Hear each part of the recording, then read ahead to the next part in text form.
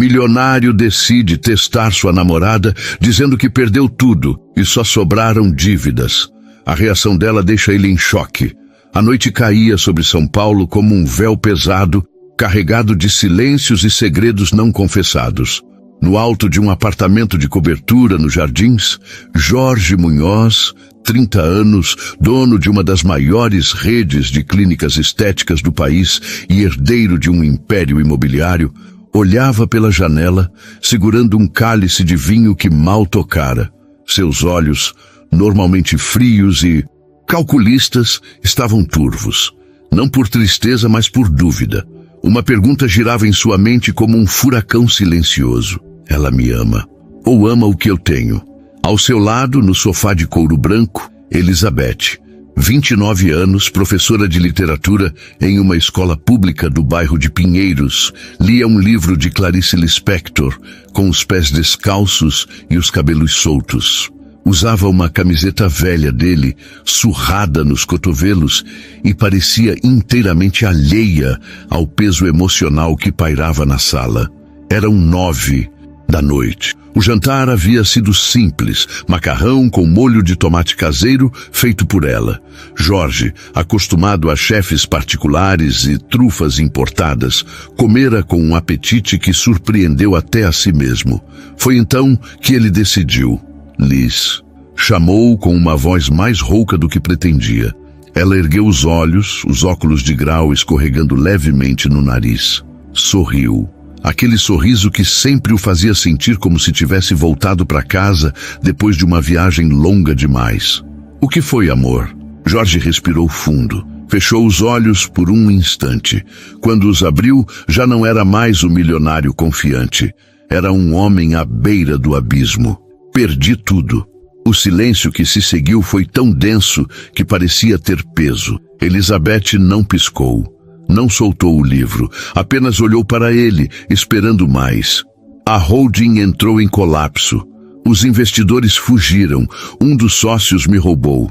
As dívidas são maiores do que eu imaginava. A justiça congelou minhas contas. O apartamento vai a leilão em 30 dias. Ele não estava mentindo inteiramente. Havia problemas reais, uma má negociação no exterior, um processo trabalhista caro. Mas nada disso ameaçava seu patrimônio. Só que Elizabeth não sabia disso, e foi aí que aconteceu. Ela se levantou, caminhou até ele, tirou os óculos e, com a mesma calma com que servira o macarrão, perguntou: "Você ainda tem o seu coração?" Jorge engoliu seco. Sim. Então não perdeu tudo. E sem mais nada, ela o abraçou. Um abraço apertado, cheio de calor e de algo que ele não sentia desde a infância: segurança.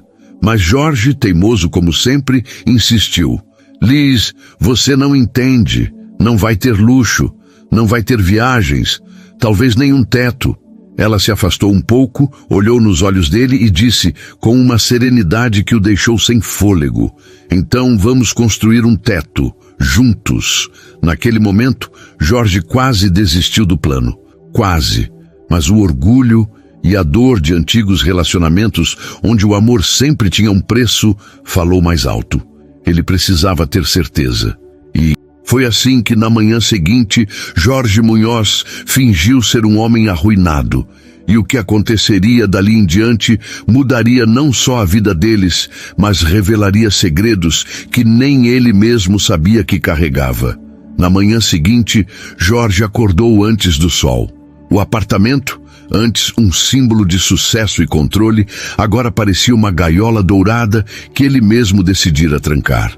Enquanto Elizabeth ainda dormia, enrolada nos lençóis brancos como um anjo cansado, ele se vestiu com roupa simples: calça, jeans surrada, tênis sem grife, camiseta preta de algodão comum. Nada que lembrasse o homem que até 2 dias antes desembarcava em eventos de gala com relógio de ouro e motorista particular. Desceu ao subsolo do prédio. Pegou não o Porsche, mas um carro alugado modesto, um Volkswagen Gol Prata, ano 2018, e dirigiu até um pequeno escritório de contabilidade que mantinha como fachada para investimentos pessoais. Lá, preparou documentos falsos, extratos bancários zerados, notificações de penhora, um e-mail impresso de um advogado alertando sobre possível falência. Tudo meticulosamente elaborado para parecer real. Até contratar um ator, disfarçado de oficial de justiça, para entregar uma intimação na porta do prédio, na frente dos vizinhos. Quando voltou, Elizabeth já estava na cozinha, preparando café. Usava um avental com estampa de livros clássicos. Um presente que ele dera no primeiro mês de namoro, achando irônico que uma professora usasse algo tão comum. Mas agora, vendo-a ali, mexendo o açúcar com uma colher de madeira, com os pés descalços no piso frio, ele sentiu um aperto no peito. "Bom dia", disse ela, virando-se com um sorriso que não carregava nenhuma sombra de dúvida. "Bom dia", respondeu, forçando neutralidade. Ela serviu 2 xícaras, colocou-as na mesa de madeira rústica que compraram juntos em um brechó e sentou-se diante dele. "Dormiu mal?" "Um pouco." "É compreensível." Ela não disse, "Sinto muito." Não chorou. Não perguntou, "O que vamos fazer?" Simplesmente aceitou. Foi então que Jorge decidiu dar o próximo passo do plano. Com voz embargada, desta vez não totalmente fingida, anunciou: "Precisamos nos mudar." "Certo, para um lugar bem mais simples." "Tudo bem, pode ser até um quarto alugado." Ela finalmente o encarou com mais intensidade. "Jorge, me escute. Eu não preciso de um palácio. Eu preciso de você. Inteiro, presente, vivo. O resto, a gente constrói." Ele quase desistiu. Quase. Mas o fantasma de uma ex que sumira no mesmo dia em que sua empresa teve seu primeiro prejuízo trimestral sussurrava em seu ouvido: "Ninguém ama um homem falido. Só amam o que ele pode dar." Então, naquela mesma tarde, Jorge anunciou que venderia o apartamento antes que o banco o levasse. Elizabeth, sem hesitar, começou a embalar livros, roupas, fotos. Enquanto dobrava uma camiseta dele, aquela com o logo de uma conferência de tecnologia em Londres, ela sorriu. "Sabe, acho que vou sentir falta dessa vista. Mas ganharei outra. Talvez de uma janela que dá para uma praça, ou para o mar, quem sabe?" Jorge fingiu concordar com a cabeça. Por dentro, sentia-se o pior dos canalhas. 2 dias depois, os dois deixaram os jardins. Mudaram-se para um quarto alugado no bairro da Muca. Pequeno, com cheiro de mofo, banheiro compartilhado no corredor e uma janela que dava para um estacionamento de ônibus. O aluguel, 850 talares, pago com o último recurso que Jorge disse ter guardado. Elizabeth, no entanto, não reclamou. Na primeira noite, cozinhou feijão com arroz e ovo frito numa panela emprestada da vizinha. Colocou 2 pratos de plástico na única mesa, uma caixa de papelão coberta com toalha de pano, e acendeu uma vela que trouxera do antigo apartamento. Jantar à luz de velas, brincou com um brilho nos olhos que não combinava com a miséria ao redor. Jorge a observou comer com apetite genuíno. Ela nem sequer olhou para o celular. Sabia que ele havia vendido o dela para pagar uma dívida urgente. Mentira, claro. O aparelho estava trancado em um cofre. Naquela noite, deitados em um colchão no chão, ela sussurrou: "Ainda bem que tenho você. Porque se dependesse desse colchão, eu teria fugido ontem mesmo." Ele riu. Uma risada verdadeira pela primeira vez em semanas. "Você é louca. Louca por você, Jorge Munhoz. Mesmo que você esteja quebrado, endividado ou até calvo." Ele a abraçou com força e pela primeira vez o plano começou a pesar como uma pedra em seu peito. Mas o teste não havia terminado. Na semana seguinte, Jorge perdeu o emprego. Sim, ele inventou que ainda trabalhava como consultor freelance. Disse que os credores estavam atrás dele, que talvez precisassem se mudar de novo, que até a comida estava curta. Elizabeth então fez algo que o deixou paralisado. Vendeu seu violino. O instrumento, um presente de formatura da avó que ela havia guardado como um tesouro desde os 17 anos, foi entregue a um antiquário por 2.200 dólares. Com o dinheiro, comprou mantimentos. remédios para a gripe que Jorge havia fingido ter e até um cobertor novo. Quando ele perguntou por que ela tinha feito aquilo, ela respondeu com os olhos marejados, mas a voz firme: porque amor não é só dizer eu te amo, é escolher você, mesmo quando o mundo desaba. Naquela noite, Jorge chorou escondido no banheiro compartilhado, mas ainda não bastava, porque no fundo ele não sabia se ela faria o mesmo se soubesse a verdade.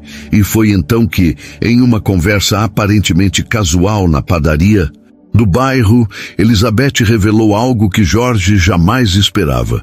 Meu pai também fingiu estar falido uma vez. Jorge quase engasgou com o café. Como assim? Quando eu tinha 16 anos. Ele queria saber se minha mãe ainda ficaria com ele depois de uma grande perda financeira. Ele mentiu e ela reagiu com raiva. Disse que não era brinquedo, que ele estava sendo egoísta. Depois, quando descobriu que era só um teste, ela o deixou por 3 meses. Jorge sentiu o sangue gelar. Por quê? Porque, segundo ela, quem testa o amor com mentiras não merece ser amado de verdade. Elizabeth sorriu distraída, mergulhando um pão na xícara. Claro, no fim deu tudo certo, mas nunca esqueci aquela lição.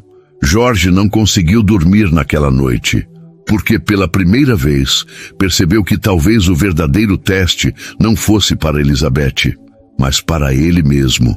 E se ele falhasse? A verdade é uma faca de 2 gumes, corta para libertar ou para destruir. Nos dias que se seguiram àquela conversa na padaria, Jorge Munhoz começou a se comportar como um homem assombrado. Cada olhar de Elizabeth, antes uma âncora de ternura, agora carregava o peso silencioso de um julgamento que ele mesmo havia convidado.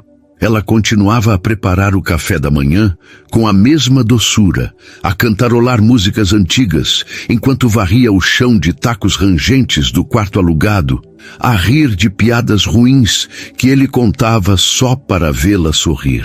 Mas Jorge já não sentia leveza nisso. Sentia culpa, uma culpa ácida, que subia pela garganta como refluxo de consciência. Era uma terça-feira chuvosa quando tudo começou a desmoronar, não por causa dele, mas por causa dela. Elizabeth chegou em casa mais cedo do que o habitual, com os cabelos encharcados e os olhos brilhando de uma agitação que ele não reconhecia. Jogou a mochila no canto, tirou os sapatos molhados e, sem sequer secar o rosto, disse: "Consegui." Conseguiu o quê? O projeto. A Secretaria de Educação aprovou a minha proposta de criação de um núcleo literário nas escolas públicas da periferia. Vão me dar verba para comprar livros, montar oficinas, até contratar mediadores. Ela pulou nos braços dele, como uma criança no dia do aniversário. Jorge a segurou, sentindo o coração bater descompassado, porque naquele momento viu algo que nunca tinha considerado. Elizabeth não estava esperando por um salvador. Ela já era a própria salvação. "Isso é maravilhoso, Liz", murmurou com a voz trêmula. "E tem mais", ela continuou, afastando-se um pouco, mas segurando suas mãos com força. "Vai começar em 3 semanas, mas preciso de ajuda. Alguém que entenda gestão, logística, alguém em quem eu confie cegamente." Jorge sentiu o chão sumir. "Você está me pedindo para trabalhar com você?" "Claro. Você é organizado, inteligente, conhece números e, acima de tudo, entende o valor das coisas que não se compram." Ele quase riu amargo. "Se você soubesse..." Mas não disse nada. Apenas concordou com a cabeça. Naquela noite, enquanto Elizabeth dormia, Jorge sentou-se à janela do quarto minúsculo, olhando a chuva escorrer pelos vidros sujos. Pegou o celular, aquele que escondia em um bolso interno da mochila, e ligou para seu assistente pessoal. "Ricardo, preciso que você faça algo, fora dos registros oficiais." "O senhor está bem, Jorge?" "Não, mas ela está, e isso é o que importa." "O que precisa?" "Quero que você localize todos os credores que eu inventei, cancele as notificações, apague os e-mails falsos, e a partir de amanhã comece a transferir fundos anônimos para a conta da Secretaria de Educação, vinculados ao projeto da professora Elizabeth Alencar. Entendi. E o teste? Jorge fechou os olhos. O teste já acabou, Ricardo. Eu é que fui testado. Mas o destino, como sempre, adora um toque dramático. 2 dias depois, enquanto Jorge organizava planilhas no laptop emprestado da biblioteca pública, recebeu uma ligação inesperada. Senhor Munhoz? Aqui é a doutora Mariana Vargas, do Hospital Sírio-Libanês. Seu sangue gelou. Sim? Estamos entrando em contato porque encontramos seu nome como contato de emergência em um cadastro antigo, da senhora Elizabeth Alencar. Ela está no hospital? Perguntou, já de pé, a voz rouca de pânico. Sim, ela sofreu uma queda na escada da escola. Fraturou o pulso direito e teve uma leve concussão. Está estável, mas há algo mais. Jorge correu como nunca correra antes. No hospital, encontrou Elizabeth com o braço enfaixado, a cabeça levemente vendada, mas os olhos abertos e lúcidos. Ao vê-lo, sorriu. Que bom que você veio. Estava com medo de ter colocado seu número errado no formulário. Por que meu número? Você tem família. Minha mãe morreu há 10 anos. Meu pai... Bem, ele sumiu depois do divórcio. E minhas tias não são exatamente próximas. Ela fez uma pausa, olhando para o teto. Mas eu coloquei você porque você é minha família agora. Jorge sentiu as pernas fraquejarem. Sentou-se na beirada da cama, segurando a mão dela com cuidado. Foi então que a médica voltou. Senhor Munhoz, preciso falar com você em particular. No corredor, doutora Mariana explicou com voz calma, mas firme. Durante os exames, notamos algo incomum nos rins da senhora Elizabeth. Há sinais de insuficiência renal crônica em estágio inicial, provavelmente causada por uma condição genética que nunca foi diagnosticada. Isso é grave? Pode se tornar. Ela precisará de acompanhamento constante. E, em alguns anos, talvez precise de um transplante. Jorge voltou ao quarto como um zumbi. Elizabeth, ao vê-lo pálido, perguntou. O que foi? Nada. Só... Fiquei assustado. Ela sorriu, fraca. Não se preocupa, amor. Já passei por coisas piores. Mas naquela noite, enquanto ela dormia sob efeito de analgésicos, Jorge sentou-se ao lado da cama, segurando sua mão, e tomou a decisão mais importante da vida. No dia seguinte, foi ao laboratório fazer exames de compatibilidade. Não por obrigação, não por culpa, mas porque pela primeira vez amava alguém mais do que amava a si mesmo. E foi nesse exato momento que o verdadeiro plano começou. Não o de testar Elizabeth, mas o de protegê-la, custe o que custar. As semanas que se seguiram foram um turbilhão de emoções contraditórias, como se o destino tivesse decidido transformar a vida de Jorge Munhoz em um romance épico, escrito por um deus sarcástico e romântico ao mesmo tempo. Enquanto Elizabeth se recuperava da queda, com Jorge insistindo em cuidar dela como se fosse frágil como porcelana, o projeto literário começou a tomar forma. Ela, determinada como sempre, recusou licença médica prolongada. As crianças não podem esperar, dissera, com o braço imobilizado e os olhos brilhando de propósito. Assim, todas as manhãs, Jorge a levava à escola em um ônibus lotado. Ele que, até um mês antes, jamais havia colocado os pés em um transporte público. Mas foi ali, entre o cheiro de café requentado e o som de conversas alheias, que Jorge começou a ver o mundo com outros olhos. Vi crianças com uniformes remendados carregando cadernos, escritos com canetas emprestadas. Vi mães trabalhando 3 turnos e ainda sorrindo ao buscar os filhos. Vi professores como Elizabeth que ensinavam Shakespeare com a mesma paixão com que ensinariam a amarrar cadarços. Não por salário, mas por fé em algo maior. E pela primeira vez, ele entendeu o que ela sempre soubera. Riqueza não se mede em contas bancárias, mas em gestos que transformam vidas. Enquanto isso, os exames de compatibilidade renal avançavam em segredo. Jorge usava nomes falsos. clínicas particulares fora de São Paulo, até mesmo um passaporte antigo com outro sobrenome. Não queria que ela soubesse. Não ainda. Mas o universo, como sempre, tinha outros planos. Numa tarde ensolarada de outubro, enquanto organizavam livros doados em uma sala improvisada na escola, que agora se chamava, graças a Elizabeth, Cantinho das Palavras. Uma menina de uns 8 anos se aproximou de Jorge. Tio, você é namorado da professora Liz? Sou, sim. Ela disse que você perdeu tudo, mas que ainda é rico. Jorge franziu a testa. Como assim? Porque ela falou que você tem um coração tão grande que caberia o mundo inteiro dentro dele. Ele engoliu em seco.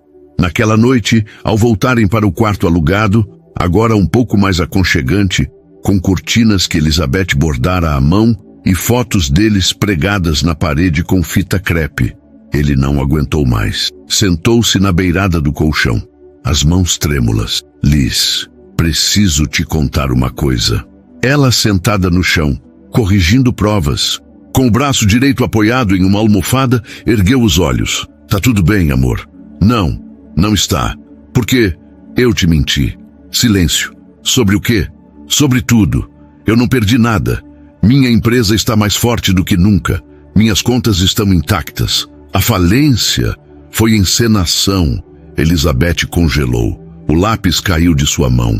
Por um longo minuto, ela não disse uma palavra. Apenas olhou para ele, não com raiva, não com tristeza, mas com uma profunda, quase dolorosa compreensão. Por quê? Porque eu tive medo. Medo de ser amado pelo que tenho, não pelo que sou. Ela se levantou devagar e caminhou até a janela. Ficou ali de costas por tanto tempo que Jorge pensou que ela nunca mais falaria com ele. Então virou-se. Você sabe que meu pai fez a mesma coisa, não sabe? Sim, e sabe o que minha mãe disse quando descobriu? Que quem testa o amor com mentiras não merece ser amado de verdade. Exatamente. Jorge abaixou a cabeça. Então, acabou. Não. Ele ergueu os olhos, surpreso. O quê? O amor não acaba com uma mentira, Jorge. Ele só se transforma. Ela se aproximou, ajoelhou-se diante dele e segurou seu rosto com a mão boa. Você mentiu por medo. Isso não te torna um monstro, torna você humano. E mais do que isso, mostra que você queria ser amado de verdade. E foi. Mas eu te fiz passar por tudo isso. Vendi seu violino, te fiz morar nesse lugar. E eu escolhi cada segundo disso. Porque mesmo sem saber da mentira, eu escolhi você. As lágrimas escorreram sem cerimônia pelo rosto de Jorge. Foi então que ela suspirou com um sorriso torto. Agora me diz, posso finalmente tomar um banho quente de verdade? Porque esse chuveiro daqui parece um esguicho de prisão. Ele riu entre soluços. Amanhã a gente volta pro apartamento. Ótimo, mas só se você prometer uma coisa. O quê? Que nunca mais duvidará do meu amor. Porque mesmo que você perca tudo de verdade um dia, eu ainda estarei aqui, não pelo seu dinheiro, mas pelo seu coração. Eles se abraçaram como se o mundo fosse acabar naquela noite. Mas no dia seguinte, ao voltarem ao antigo apartamento, agora estranhamente vazio de luxo, cheio apenas de memórias, uma nova reviravolta os aguardava. O celular de Elizabeth tocou. Era do hospital. Senhora Alencar, temos um resultado inesperado dos seus exames. Sim, sua insuficiência renal não é genética, é autoimune. E há um tratamento experimental, com 80% de chance de cura completa. E o custo? Silêncio do outro lado. Foi em todo quitado por um doador anônimo. Jorge, que ouvia tudo ao fundo, não disse nada, mas Elizabeth olhou para ele e soube. Não perguntou, não agradeceu. Apenas caminhou até ele, pousou a cabeça em seu peito e sussurrou. Você é mesmo um idiota teimoso, mas é meu idiota. E naquele momento Jorge percebeu que mais do que ter sido perdoado, havia sido compreendido. Algo muito mais raro, muito mais precioso. A vida, quando decide ser generosa, não oferece apenas um novo começo. Ela entrega um renascimento, com o apartamento novamente habitado, agora não como um troféu de sucesso, mas como um lar construído com escolhas conscientes, Jorge e Elizabeth entraram em uma fase de reconstrução que ia muito além das paredes. O projeto literário, agora amplamente apoiado por doações anônimas, todas, claro, orquestradas por Jorge sob o codinome Patrono Silencioso, expandiu-se para 3 escolas da periferia. Elizabeth, com o pulso recuperado e a saúde renal estabilizada pelo tratamento experimental, tornou-se uma figura admirada não só pelos alunos, mas por toda a comunidade. Mas foi em um sábado ensolarado de novembro que o destino decidiu entrelaçar seus fios de maneira ainda mais surpreendente. Jorge havia convidado Elizabeth para um passeio surpresa. Não disse para onde iam, apenas pegou a mão dela no elevador e murmurou: "Confia em mim?"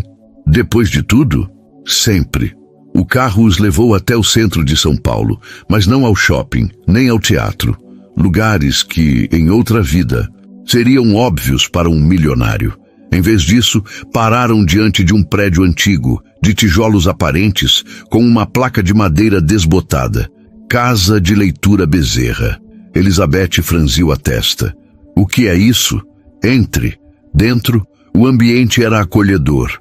Estantes de madeira maciça, poltronas rasgadas, mas confortáveis, um cheiro suave de café e papel velho. No fundo, uma mulher de cabelos grisalhos e olhos bondosos os recebeu com um sorriso. "Ah, vocês vieram. Jorge me avisou que traria alguém especial." Elizabeth olhou para Jorge confusa. "Do que se trata?" "Este," ele disse com a voz embargada, "é o espaço que comprei, reformei e doei em nome do seu projeto. Mas não é só isso." Ele caminhou até uma porta lateral e a abriu. Dentro, uma sala maior com mesas redondas, quadro branco, estantes repletas de livros novos e um pequeno palco. "Aqui será o núcleo permanente de formação de mediadores literários. Você será a coordenadora e vai treinar professores de todo o estado." Elizabeth levou as mãos à boca. "Jorge, isso é seu sonho. Só que agora, com estrutura, com futuro." A mulher de cabelos grisalhos se aproximou. "Meu nome é Dona Célia. Fui professora por 42 anos. Aposentada, mas não inútil. Jorge me convidou para ser seu braço direito aqui." Elizabeth, com os olhos marejados, abraçou Jorge com tanta força que ele quase perdeu o fôlego. "Você não precisava fazer tudo isso." "Precisava sim, porque agora eu entendo. Amor não é só proteger quem se ama, é dar a ela asas para voar e construir o céu onde ela vai brilhar." Naquela noite, celebraram com pizza no chão da nova sala, rindo como adolescentes. Elizabeth contou histórias de alunos que aprenderam a ler, escrevendo cartas para personagens de livros. Jorge, por sua vez, confessou que pela primeira vez na vida sentia-se útil de verdade. Não por ter dinheiro, mas por saber para que usá-lo. Mas a vida, como sempre, guardava um segredo.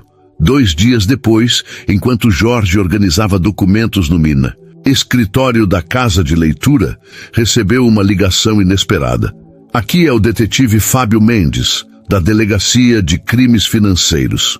"Sim, estamos investigando uma operação de lavagem de dinheiro ligada a uma holding offshore, e seu nome apareceu em alguns registros antigos." Jorge empalideceu. "Isso é um engano.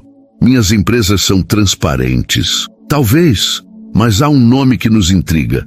Ricardo Almeida, seu ex-sócio. Ele desapareceu há 6 meses, levando mais de 180 milhões. O coração de Jorge acelerou. Ricardo, o homem que ele havia demitido por suspeita de desvio, o mesmo que, ironicamente, ajudara a encenar a falência semanas atrás. "O que ele tem a ver comigo?" "Ele usou sua assinatura digital em contratos falsos e, pior, deixou rastros que apontam para você como cúmplice. Isso é absurdo? Talvez. Mas a justiça não pensa em talvez. Precisamos que você venha à delegacia. Agora." Jorge olhou pela janela e viu Elizabeth ensinando uma criança a ler. Com paciência, infinita. Se ele fosse preso, tudo desmoronaria. Mas antes que pudesse reagir, o detetive acrescentou com uma voz estranhamente calma: só que há uma testemunha que pode livrar você. Quem? Sua mãe. Jorge quase deixou o telefone cair. Minha mãe morreu quando eu tinha 8 anos. Não, ela está viva. O mundo girou. O quê? Ela entrou no programa de proteção à testemunha após denunciar seu pai por corrupção na década de 90. Mudou de identidade. Sumiu. Meu pai era corrupto? Pior.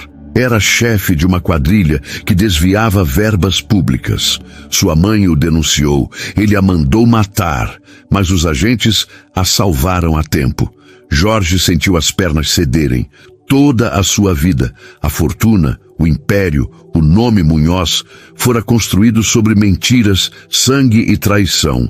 E sua mãe estava viva.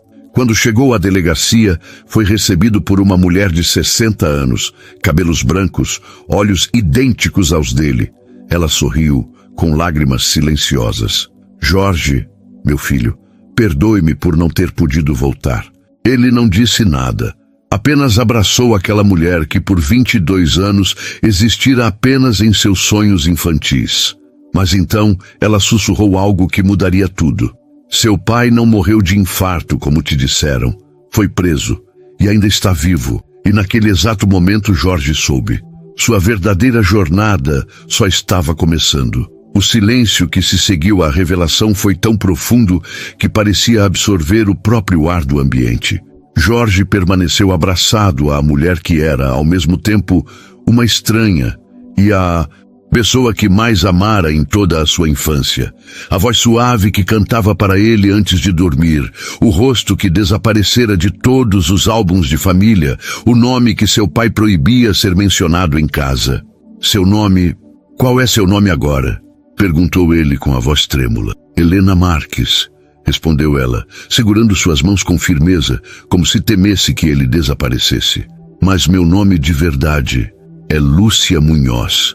Jorge fechou os olhos. Lúcia, o nome que ele costumava sussurrar para o travesseiro nos dias mais difíceis. O detetive Mendes, discreto, deu-lhes espaço. Enquanto isso, Helena explicou com calma os detalhes que haviam sido enterrados por décadas. Seu pai, Armando Munhoz, não era apenas um empresário bem-sucedido. Ele era o cérebro por trás de um esquema de desvio de verbas públicas que operava desde os anos 80. Quando descobri, tentei fazê-lo desistir. Ele me ameaçou. Eu denunciei. Dias depois, homens armados invadiram nossa casa. Me levaram, mas a polícia federal já me esperava. Me colocaram sob proteção. Fingiram minha morte para que ele não me procurasse. E ele acreditou? Sim, e usou minha morte como desculpa para se afastar da família, viajar e continuar os esquemas no exterior. Ele só retornou quando você já era adulto e já estava construindo seu próprio caminho. Mas por que nunca tentou me encontrar? Ela baixou os olhos envergonhada. Porque me disseram que, se eu me aproximasse, colocaria sua vida em risco. Armando era perigoso. E mesmo depois de preso, mantinha contatos. Só agora, com ele sob custódia máxima e sem influência, posso voltar. Jorge sentiu uma onda de raiva, tristeza e, ao mesmo tempo, alívio. Toda a sua vida fora moldada por uma mentira. Mas, ao mesmo tempo, nada do que construiu com Elizabeth era falso. E Ricardo? Perguntou.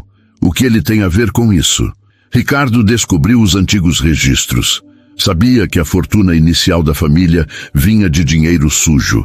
Ele chantageou seu pai e, quando Armando foi preso, Ricardo roubou parte desse dinheiro e usou seu nome, Jorge, para criar uma fachada legal.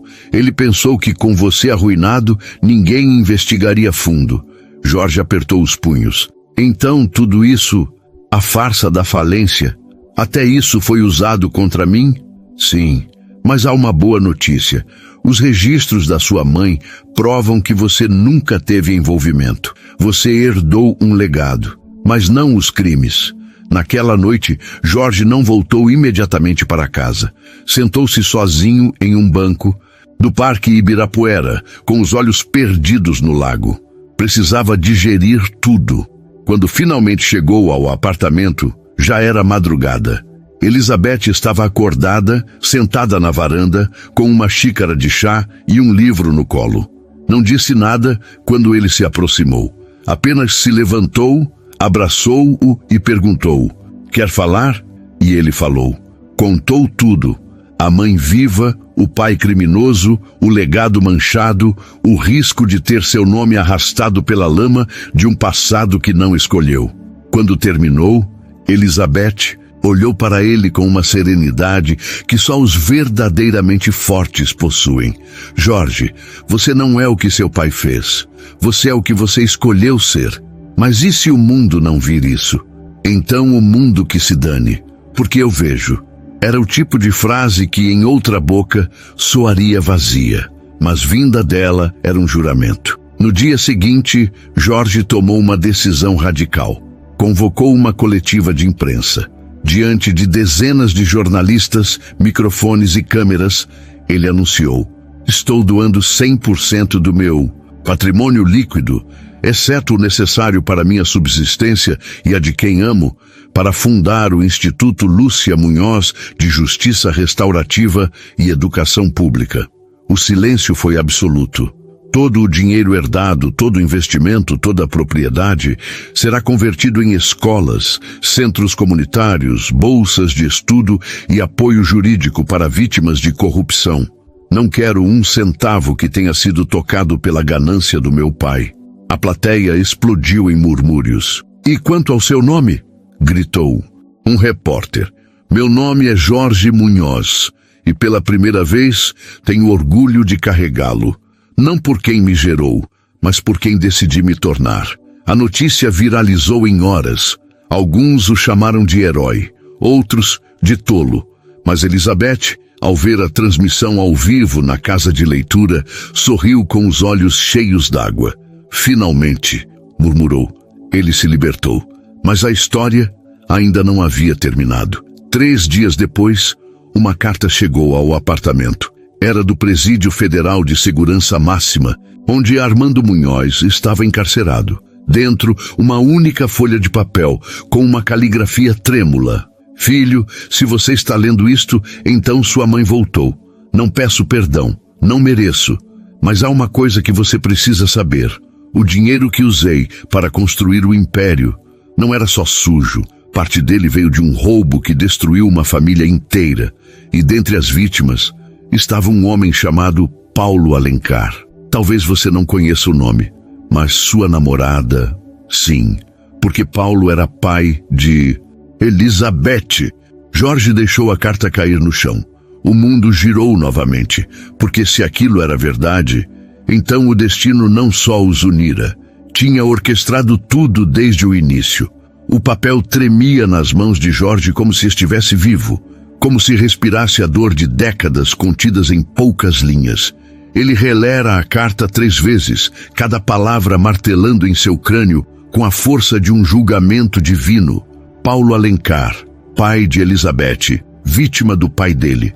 Não podia ser coincidência, não com aquela precisão cruel do destino. Sentado na beirada da cama, com a luz do abajur projetando sombras trêmulas nas paredes, Jorge tentou organizar os fragmentos. Elizabeth dissera, no início do relacionamento, que seu pai os abandonara após a mãe adoecer, que ele sumiu sem deixar rastro. Mas e se não tivesse sido abandono? E se tivesse sido destruição? Ele lembrava-se vagamente de histórias antigas, antes da internet, antes das redes sociais, de um incêndio suspeito em uma pequena editora no centro de São Paulo nos anos 90. O dono, um idealista chamado Paulo Alencar, morrera queimado. A polícia classificara como acidente, mas rumores sempre circularam. Dívidas, chantagens, gente poderosa envolvida. Agora, tudo se encaixava com um clique sombrio. Seu pai, Armando Munhoz, precisava de dinheiro rápido para financiar operações ilegais. Paulo Alencar, que recusara vender sua editora por pressão de investidores anônimos, tornara-se um obstáculo e foi eliminado. Com isso, não só a editora foi tomada, mas uma família inteira foi apagada da história. E agora, a filha de Paulo estava nos braços do filho do homem que o destruiu.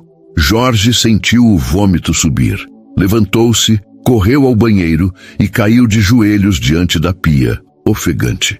Quando voltou ao quarto, Elizabeth estava acordada, sentada na poltrona, com as pernas encolhidas, olhando para ele com uma expressão que não era de raiva, mas de saber.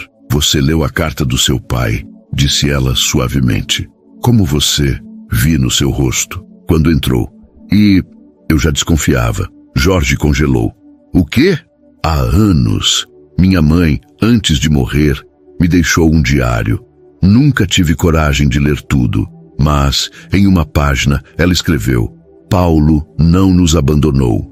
Foi levado por homens que queriam o que ele construiu. Um deles se chamava Munhoz. Jorge sentiu o chão desaparecer. Por que nunca me contou? Porque quando te conheci, vi que você não era ele. Vi que seus olhos tinham a mesma dor que os meus. E pensei, talvez o universo esteja nos dando uma chance de curar o que foi quebrado. Ela se levantou e caminhou até ele. Amor, eu sabia que havia uma ligação, mas escolhi te amar mesmo assim, porque o passado não define o futuro, a menos que a gente insista em carregá-lo como corrente. Mas eu sou filho dele, Liz, e eu sou filha de um homem que ele matou. Ela segurou seu rosto com ambas as mãos, a boa e a que ainda carregava marcas da fratura. Então, juntos, vamos fazer algo que nem ele, nem meu pai puderam. Escrever um novo fim. Na manhã seguinte, sem dizer uma palavra à imprensa, Jorge e Elizabeth foram até o cemitério onde Paulo Alencar estava enterrado. Um túmulo simples, esquecido no fundo de um cemitério público. Colocaram flores, acenderam uma vela. Ficaram em silêncio por quase 1 hora. Depois, Jorge ajoelhou-se e disse com a voz rouca: prometo honrar sua memória, não com remorso, mas com ação. Elizabeth chorou, não de tristeza, mas de paz. Naquela mesma semana, anunciaram uma nova iniciativa do Instituto Lúcia Munhoz, o Projeto Alencar, dedicado a apoiar pequenas editoras independentes, escritores de periferia e bibliotecas comunitárias. O primeiro centro levaria o nome Casa Paulo Alencar, palavras que não ardem. Mas a verdadeira reviravolta veio em uma tarde chuvosa, quando Jorge recebeu uma visita inesperada. Era um homem de uns 60 anos, trajando um terno surrado, com olhos cansados e mãos calejadas. Meu nome é Rogério, disse com voz baixa. Trabalhei com seu pai e com Paulo Alencar. Jorge o recebeu com desconfiança. Por que veio aqui? Porque eu sabia a verdade e guardei isso por décadas, por medo. Mas agora quero consertar o que posso. O homem entregou um envelope grosso. Dentro, há provas reais do que seu pai fez. Testemunhos, transferências, gravações, tudo o que a justiça nunca teve. Por que está me entregando isso? Porque vi o que você fez. Vi que doou tudo. Vi que escolheu o bem. E porque Paulo era meu amigo. Jorge abriu o envelope ali mesmo. Horas depois, com a ajuda de advogados de confiança, protocolou um pedido de reabertura do caso do incêndio na editora Alencar. A imprensa explodiu novamente. Mas, dessa vez, não era sobre um milionário exibindo generosidade. Era sobre justiça. Enquanto isso, Elizabeth, com uma calma que impressionava até a si mesma, começou a escrever. Não um diário, mas um livro. O título provisório, O Amor que Restaura. E no prefácio, uma frase que resumia tudo. Às vezes o destino nos coloca nas mãos do inimigo, só para nos mostrar que o verdadeiro inimigo sempre foi o ódio que recusamos soltar. Mas a história ainda não terminara, porque poucos dias depois, uma ligação do presídio trouxe uma última revelação. Armando Munhoz queria vê-lo, e dessa vez, não para se justificar, mas para entregar algo que mudaria tudo para sempre. A visita ao presídio foi marcada para uma quinta-feira cinzenta de janeiro, sob um céu baixo que parecia pesar sobre a cidade como uma tampa de chumbo. Jorge vestiu-se com simplicidade, calça escura, camisa de linho branca, sem relógio, sem anéis, sem nada que lembrasse o homem que um dia comandava reuniões em salas de vidro com vista para o mundo. Elizabeth quis ir com ele. "Você não precisa enfrentar isso sozinho", disse, segurando sua mão no táxi. "E se ele disser algo que me quebre, então eu juntarei os cacos, como sempre." No saguão da Penitenciária Federal de Segurança Máxima, passaram por revistas rigorosas, corredores ecoantes e olhares indiferentes de guardas acostumados a ver o peso do passado esmagar homens feitos de pedra. Por fim, entraram em uma sala pequena, com uma mesa de metal e 2 cadeiras. Armando Munhoz estava mais velho do que Jorge lembrava. Não o patriarca imponente das fotografias de família, mas um velho encurvado, com olhos fundos e mãos trêmulas. Seu cabelo era todo branco, ralo, e usava um uniforme listrado que parecia grande demais para seu corpo encolhido. Quando viu o filho, não sorriu. Apenas assentiu, como quem reconhece um destino inevitável. "Você veio", murmurou. "Você disse que tinha algo para me entregar." Armando olhou para Elizabeth surpreso. "Você trouxe ela? Ela é parte disso, parte da verdade." O velho suspirou, como se finalmente entendesse o tamanho do que havia feito. Do bolso interno do uniforme, retirou um envelope amarelado, selado com cera vermelha. "Isso pertencia ao Paulo Alencar. Eu o levei na noite do incêndio. Pensei que fosse um título de propriedade, mas não era." Entregou o envelope a Jorge. "Abra." Com as mãos trêmulas, Jorge quebrou o lacre. Dentro havia 2 coisas. Um testamento datado de 1993, assinado por Paulo Alencar, declarando que, em caso de morte, toda a sua editora e direitos autorais seriam doados à sua filha, Elizabeth, então com apenas 7 anos. Um documento de adoção, não de Elizabeth, mas de Jorge. O mundo parou. "O quê?" Armando olhou para o filho com uma tristeza que pela primeira vez parecia genuína. "Você não é meu filho biológico, Jorge." Elizabeth arfou. "Sua mãe, Lúcia, não podia ter filhos. Ela sofreu um acidente antes de vocês se conhecerem. Quando engravidou, descobriu que o bebê não era dela. Ela teve um colapso.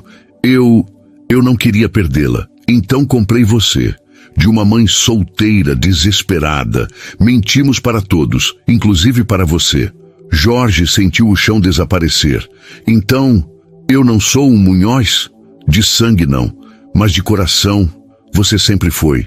Lúcia te amou como se tivesse te carregado em seu ventre.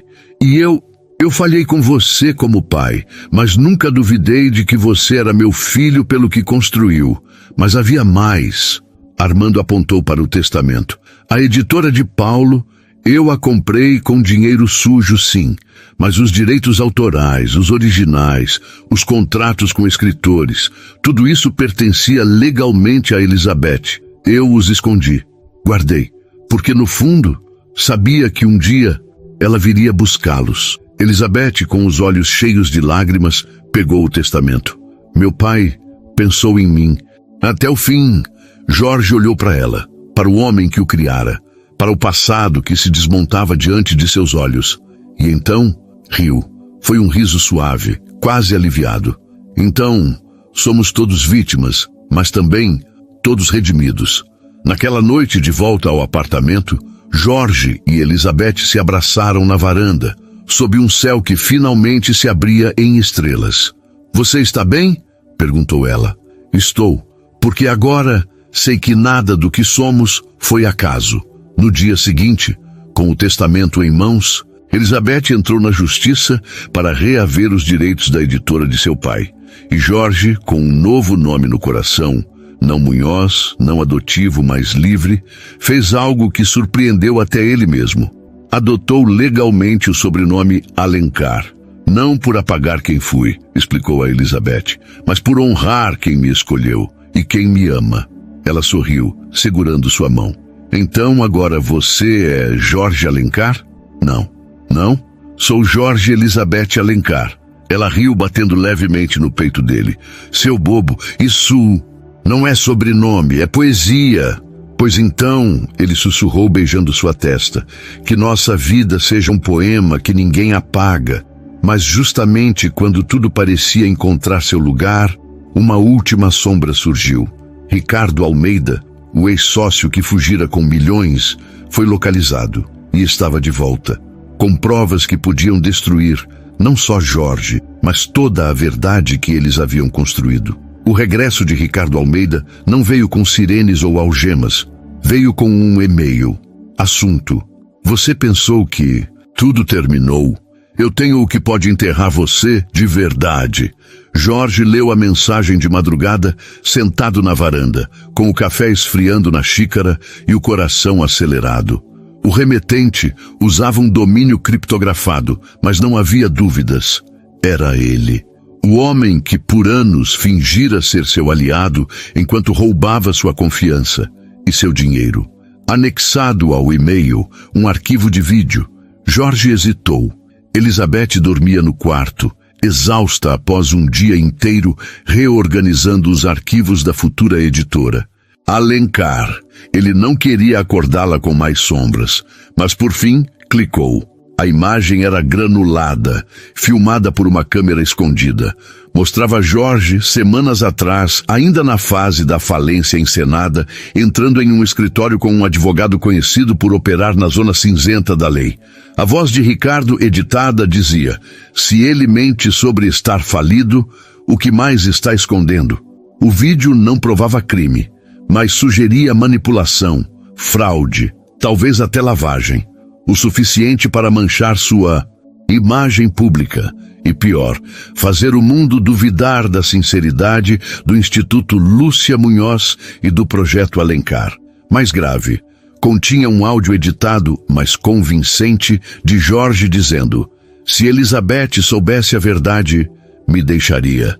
Prefiro que ela me ame por uma mentira do que me odeie pela verdade. Era falso, mas soava real. Ricardo não queria dinheiro, queria vingança por ter sido expulso, por ter sido exposto, por ter perdido o controle. Jorge apagou o vídeo, mas sabia. Ricardo já o havia enviado a jornalistas. Naquela manhã, enquanto tomavam café, contou tudo a Elizabeth. Ela ouviu em silêncio, depois sorriu. Então ele quer jogar sujo? Acho que sim. Bom, porque a verdade não precisa de truques. Antes que Jorge pudesse reagir, Elizabeth pegou seu laptop, abriu uma conta no YouTube e com uma calma surpreendente gravou um vídeo ao vivo. Sem roteiro, sem maquiagem.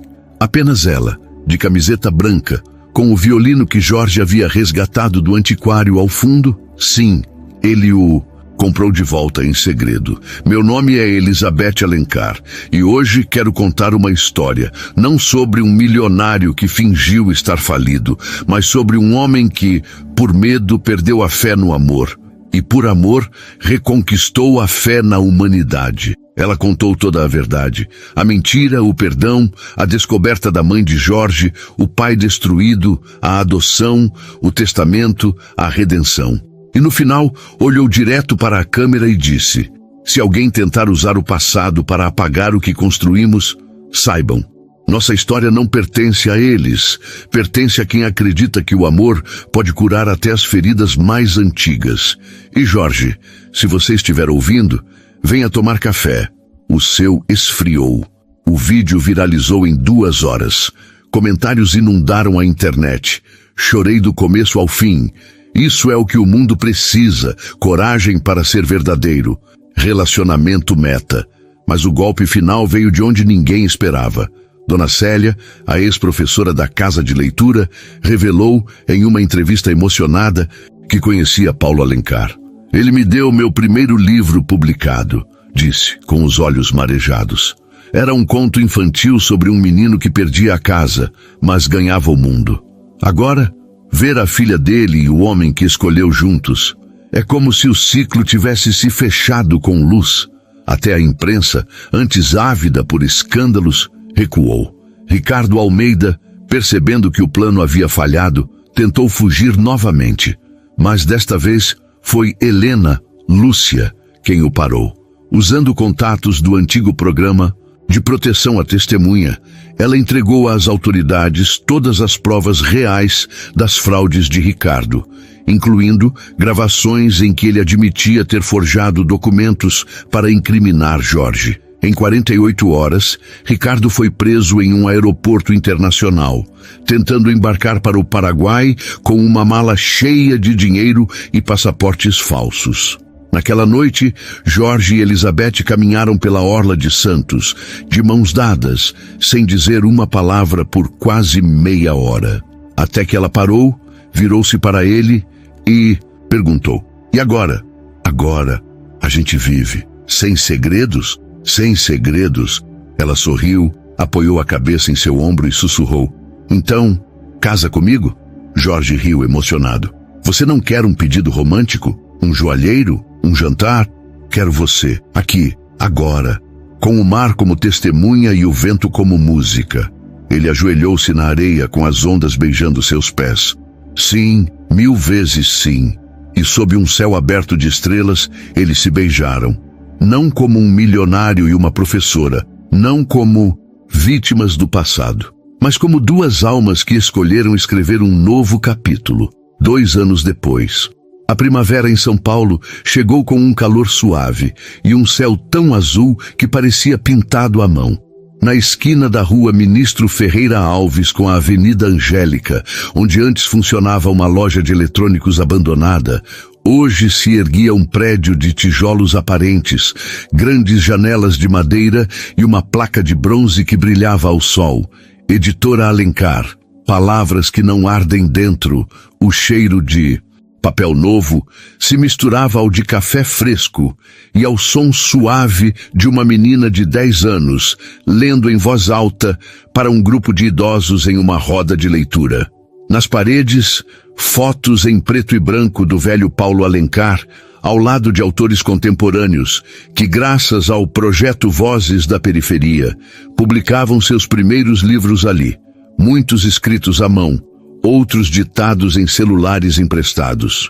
No andar de cima, em um escritório simples com vista para a copa das árvores, Jorge, agora oficialmente, Jorge Alencar, por escolha própria, revisava os últimos detalhes do lançamento do livro de Elizabeth, O Amor que Restaura, já best-seller em pré-venda. A capa trazia 2 mãos entrelaçadas sobre um fundo de chamas apagadas e em letras douradas a frase: "O fogo pode destruir uma casa, mas só o amor reconstrói um lar." Naquela tarde, eles tinham um compromisso especial. Às 4 horas em ponto, um carro antigo, um Ford Galaxy azul que Jorge comprara e restaurara com as próprias mãos, parou diante da pequena igreja de Nossa Senhora do Bom Conselho, no bairro da Lapa. Elizabeth desceu com um vestido branco simples, sem véu, apenas com uma flor de jasmim presa no cabelo. Jorge usava terno bege claro, sem gravata, e um sorriso que não cabia no rosto. Não era um casamento tradicional, não havia centenas de convidados, nem buffet de luxo, apenas as pessoas que realmente importavam. Helena, sua mãe, com os olhos cheios de lágrimas de alegria. Dona Célia, segurando um exemplar do primeiro livro infantil publicado pela editora. Eva, a irmã de Elizabeth, agora com 12 anos, entregando as alianças feitas de metal reciclado de antigos manuscritos. E, surpreendentemente, o detetive Mendes, que se tornara amigo e agora coordenava um programa de ética nas escolas apoiado pelo Instituto. O padre, ou melhor, o juiz de paz, pois decidiram por uma cerimônia civil, era um ex-aluno de Elizabeth, agora formado em direito, que dissera: "Se alguém merece unir 2 almas assim, sou eu, porque foi você quem me ensinou a ler um texto com o coração." Durante os votos, Elizabeth disse: "Eu te escolho não pelo que você tem, mas pelo que você faz com o que tem, pela coragem de se curar." pela humildade de recomeçar, pelo amor que você aprendeu a dar sem medo. Jorge respondeu, segurando suas mãos com firmeza. Eu te escolho porque, mesmo sabendo quem eu era, você me mostrou quem eu podia ser. E todos os dias me dá a coragem de ser esse homem. Após o sim, não houve arroz nem pétalas, apenas aplausos emocionados e um beijo longo sob os sinos da igreja tocando Imagine, de John Lennon, tocada ao violino por um músico de rua que Elizabeth ajudara anos atrás. Naquela noite, em vez de festa, fizeram um jantar comunitário na casa de leitura. Macarrão, salada, suco de uva e um bolo simples com a frase "Felizes para sempre", porque escolhemos ser. Antes de irem embora, Jorge levou Elizabeth até o terraço do prédio da editora. A cidade brilhava abaixo. Deles um mar de luzes que parecia infinito. Lembra daquela noite em que eu te disse que tinha perdido tudo? Lembro. Na verdade, foi a única vez em que ganhei tudo. Ela apoiou a cabeça em seu ombro. E sabe o que é mais lindo? O quê? Que depois de tudo, a gente ainda escolhe acreditar no amor. E sob as estrelas de uma São Paulo que nunca dorme, mas que por um instante pareceu parar só para testemunhar, eles sorriram. Não como heróis de uma história perfeita, mas como duas pessoas imperfeitas que juntas construíram algo verdadeiro.